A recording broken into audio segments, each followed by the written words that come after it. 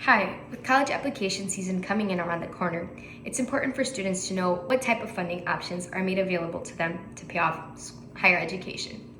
Today's topic are student loans. A student loan is money borrowed from the federal government or a private lender.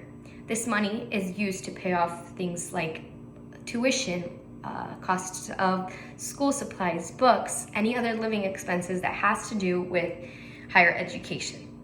Unfortunately, not a lot of kids are aware of the commitment of a student loan, of receiving and accepting a student loan. That's why we're here to talk about it today. One important thing to note about student loans is that they never go away if you don't pay them off.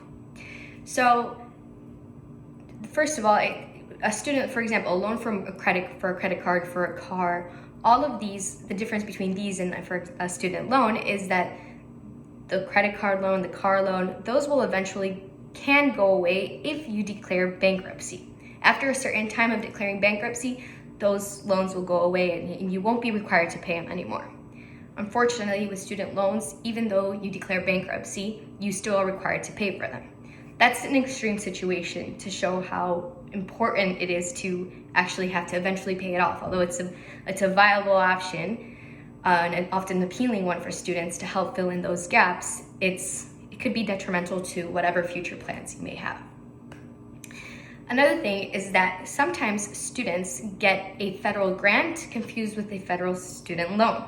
Oftentimes in an award letter, after you receive your acceptance from X university, you'll see your scholarships, the federal grant, and then the federal student loans.